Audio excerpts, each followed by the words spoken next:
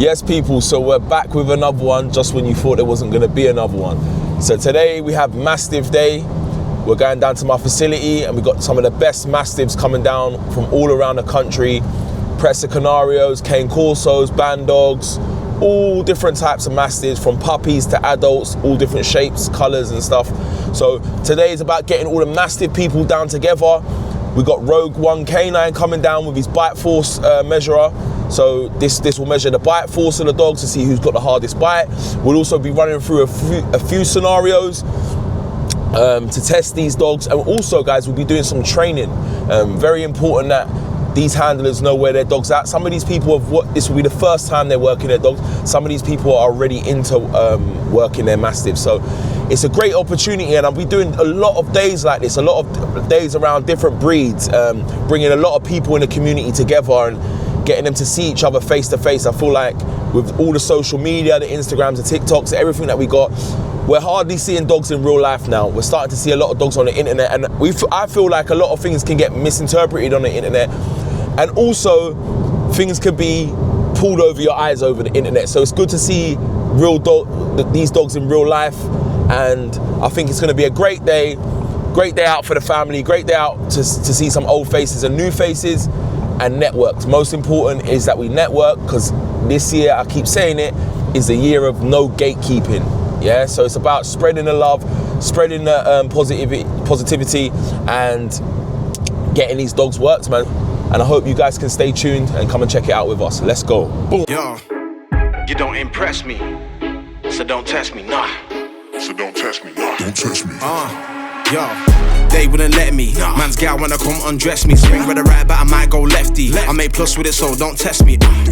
They wouldn't let me. Man's gal wanna come undress me. Swing with the right, but I might go lefty. I make plus with it, so don't test me. Nah.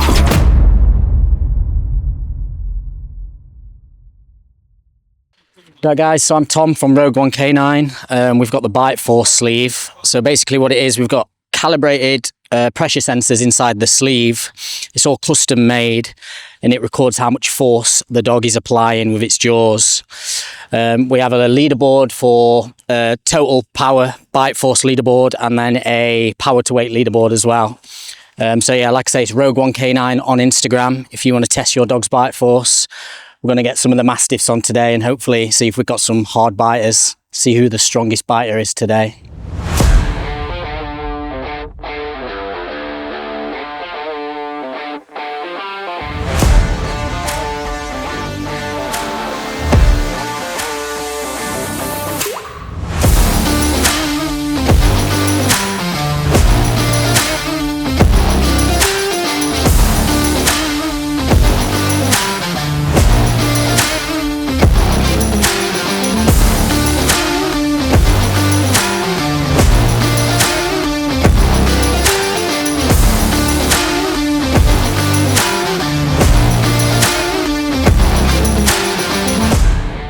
So, if you don't mind me asking, what made you kind of get into this sort of thing? Like, where did this whole stem from? You know, when you're like on Instagram or TikTok or whatever, you see all those videos where there's like, what's the hardest biting animal? 800 psi. Yeah. So I was looking around years ago when I was younger, just trying to find someone who'd actually tested it. Because when you see claims like that, you want to see some evidence. And there wasn't any. I think National Geographic did a video about 15, 20 years ago. Like on PSI, I think I remember it. Yeah, I watched it. Rottweiler and a German Shepherd. And basically, I just wanted to recreate it and just get round. I think it's cool, man. I think it's like stuff that we don't normally see. I think it also brings something different, and it also brings a lot of facts to the table as well. But yeah, like I see a lot. Obviously, a lot of people know like the sleeve and suit's different. So you have plans on doing more things with the suit and stuff like that. This is basically a prototype. The first one I've done. I want to put it in a suit because, just like you say, some dogs get more satisfaction of biting suits, and so a lot of dogs will bite harder on a suit. So yeah, it's a lot harder I think it's a lot harder for dogs to bite and maintain grip on a sleeve than it is suit, and I think suit allows them to be a lot more personal and possessive, I think, a lot as well. So you could do long sends as well. Whereas with this, because it's quite a hard sleeve, I wouldn't really want to imagine that the impact and the power of the bite. That's crazy, isn't it?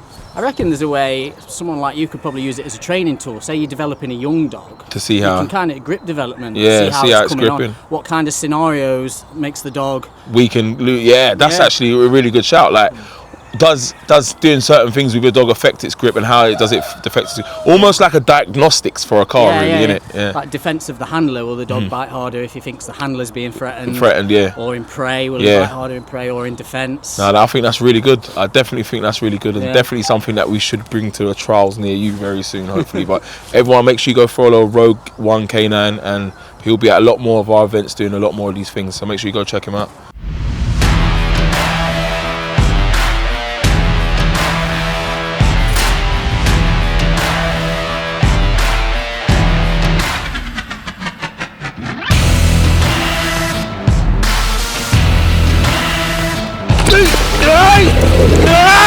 You don't love me! No! No!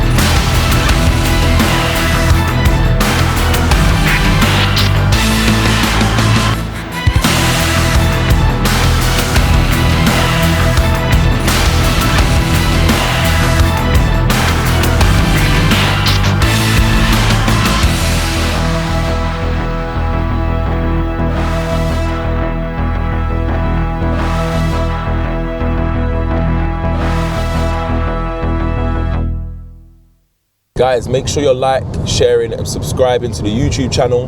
We've got so much more positive content coming out, and we would hate for you guys to miss it. So if you've come this far in the video, just know that you should hit the like and subscribe button here and go follow us for more content. Let's go.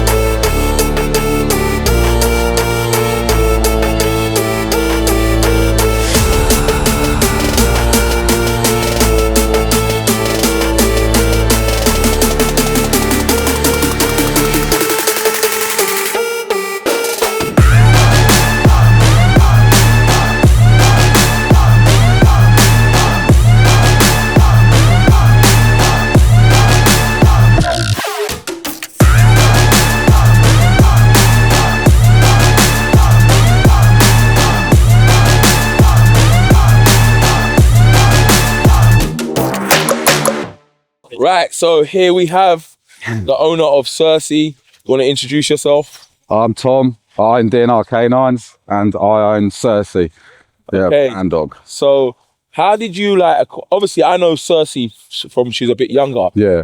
For me, one of the truest type Bandog, working Bandog female bitches, period. No herder blood, no nothing like that. She's a pure Bandog. Well, I say pure, but Bandog's a crossbreed, but deep generational Bandog. And for me, she was one of the first kennels that I started hearing about when I started coming on seed, and that was a Dante, I believe, wasn't it? Yeah. Dante? So how did you go about acquiring Cersei? What made you want to get a Mastiff or a Bandog? So jumped in the deep end and started importing. So so I originally had bullies, and then I wanted to get like a working dog, like a PP dog. So I was looking on YouTube, like what's the best PP dog, like guard dog, and a Dante came up. So I messaged Patrick. I was chatting to him, saying, look, this is what I want to do with a dog. I've never owned one before. Like, what are your tips? Like, have you got what breedings you got going? And we was talking to him for about 18 months until I knew a bit more about the working dog scene and what I needed to be able to do with a dog. And then he did his breeding, and not looked back since then. Imported her. So obviously Cersei has done a lot of trials recently. Yeah. I know as well, like you had a little upset a long while ago. You obviously nearly lost her. You did try and breed her, didn't you? Yeah, we bred her with a dog called Sarge from Komora Bandogs in Slovakia. Yeah. And she lost the litter and then she had to be spayed. So that was a bit of a... So this is what I'm saying with people when they think about breeding, and they don't think about the things that you might have to go through. They just think that you're just out here breeding dogs or whatever. He went through that with Cersei, and as you can see, obviously it didn't work out. Nah. He didn't get rid of Cersei or anything. Carried on. She's spaded now. She's neutered. She's living a great life. She's loving life. But in your circumstances, what would you say to new Mastiff owners? Someone that wants to go out there and get a Mastiff like you, because obviously you said you was talking to the breeder for 18 months before you even... Like, what would you say to people that want to get a Mastiff? Would you say them to just jump in the deep end and just research, really, innit? Yeah. It's fucking laughing at me, hang on. Just research and stuff. They would laugh at you, bro. Yeah. You've got one of the microphones, isn't it? Oh, yeah, I'm autistic, bruv. This is the prime example of a Mastiff owner here. Yeah. Yeah? We all Face got... tattoos, microphone ear clips. Like, I'm halfway there. I got bull herder, so I started with one little face tattoo, but I'm nearly there. Yeah, you know. Basically, what you want to do is you just want to research, you want to find a good breeder, and, you know, as soon as you got the dog, you need to implement the training. Don't just get the dog and think it's going to be a pet, because 99% of the time it ain't just going to be a pet. It needs to do the job it's bred to do. Yeah, genetic fulfillment. Yeah, so you need to make sure that you research the breed, go to a good breeder, and then just start the training. As soon as you get the dog, like 8 weeks, or if you're importing, it's 4 months. Like, as soon as you get it, just do the training. Yeah, and the training hasn't always got to start with bite work. You say you've done a lot of exposure with like Cersei in the earlier on years. Did a lot of environmentals with her, obedience, and take her everywhere. Because I can take Cersei anywhere off lead. She can go and sit in a pub. People can come up to her, stroke her. Yeah, and she is the all-round best dog we own. Like, she is the perfect PP dog, and it's a bonus she does trials. I still say it to this day. There's not a pure Mastiff. Not when I say pure Mastiff, there's not a Bandog female, a traditional Bandog female out there that works half as good as Cersei in my eyes. And I spent a lot of years working a good few dogs. So for me, Cersei is a great example of a Bandog and a great example of good training, good ownership, and good genetics. So guys, if you want to find out more about Cersei and her journey with Tom, you can find the Addy here. or you can follow our pages, because you'll see Tom training with us quite a lot. And also shout out to Adante Bandogs. You'll find their Addy here. And if you want a good puppy, obviously they're doing the right thing. So Tom's had a great experience with them. He obviously recommends them, recommends Patrick. So we're just trying to spread awareness. You know, you want to get the right dogs, you want to get the right type of dogs, go to the right people. Guys, stay tuned for more content. Let's go. Boom.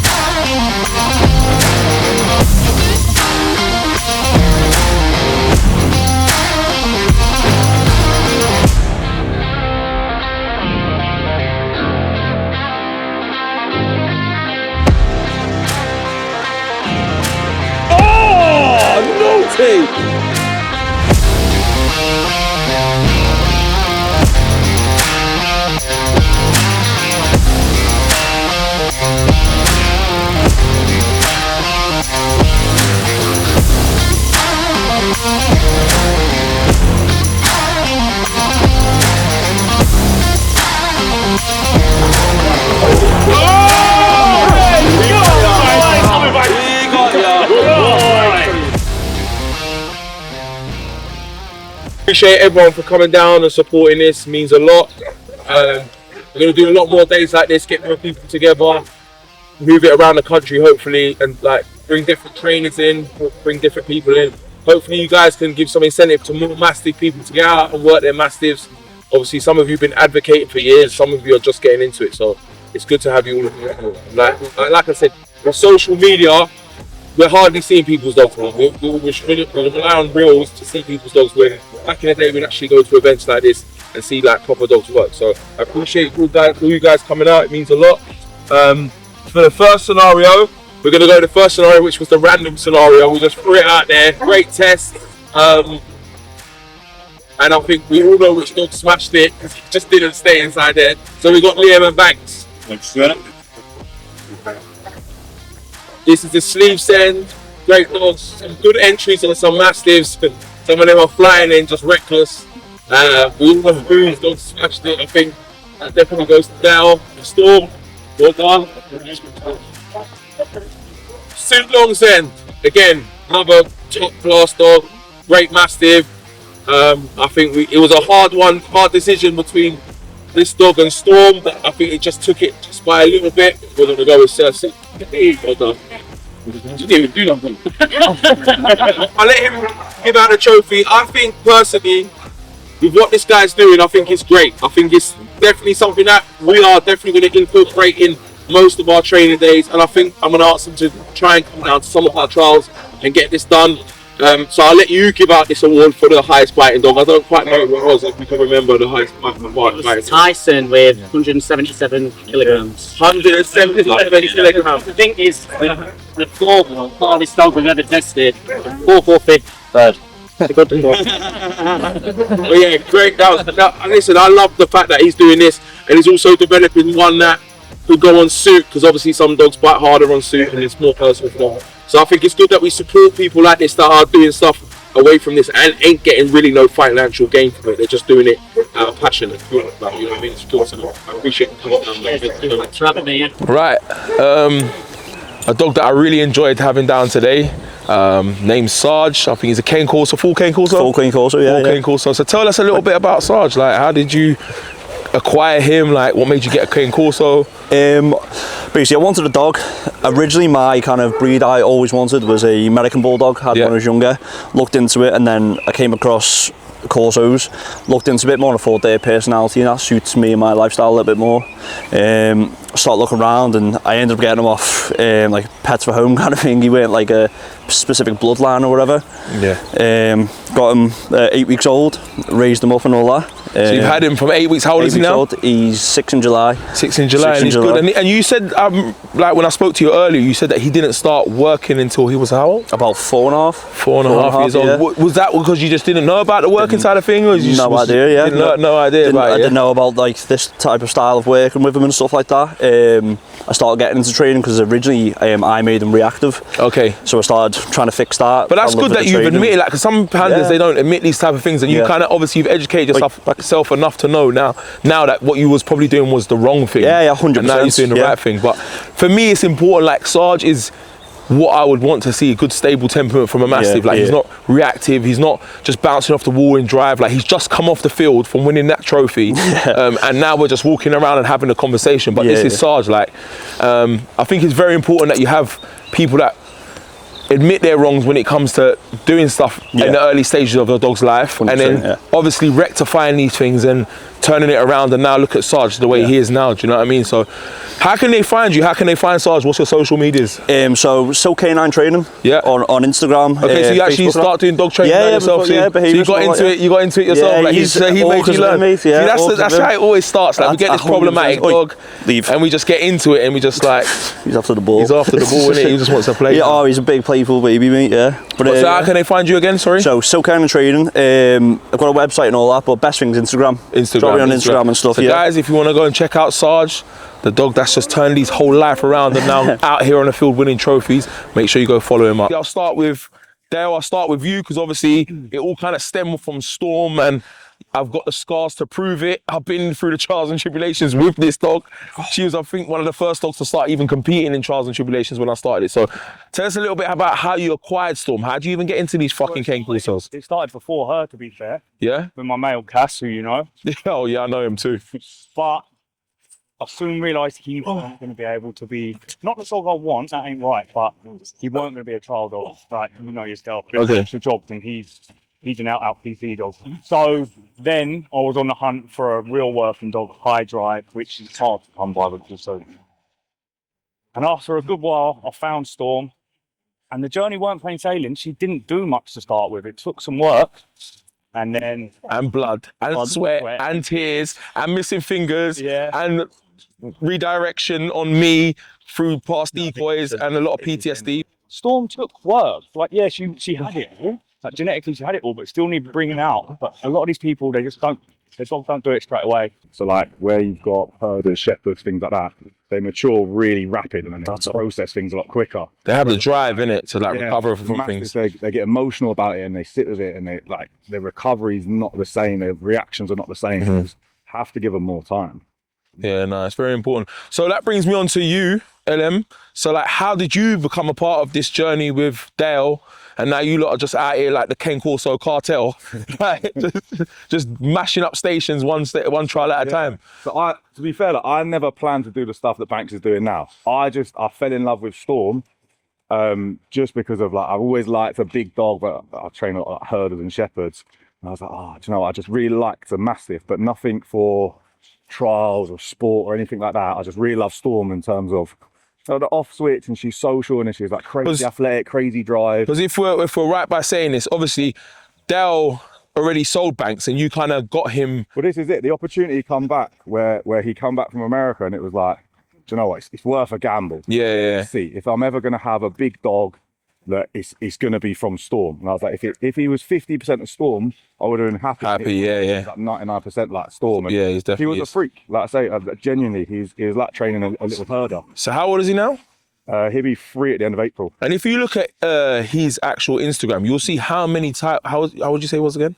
So he's 3 now. So he's 3. How many titles he's racked up in that short space of time? I mean, he got them like when he was 18 months. Yeah. It was weird. The last few months you've been more chilled out. Obviously you've been doing a lot of work and stuff like that. So, but like the first 18 months, he like racked up a crazy amount of trophies. Yeah. He was in every trial, and he's or him and his mum have prolifically and consistently competed against the Ombres, the bull herders, the herders, and they've always done well, and they've always been a great show at our event. So like I said, man, I appreciate it. But guys, listen, I appreciate you guys coming down. I will be doing a follow-up on these two and Dale's journey more, because he actually has a secret weapon coming over very soon, but we ain't gonna disclose that. That's for another one. So make sure you like, share, and subscribe, boys. Appreciate you coming down. Thank you, mate. Thank you, man. Appreciate you guys coming down.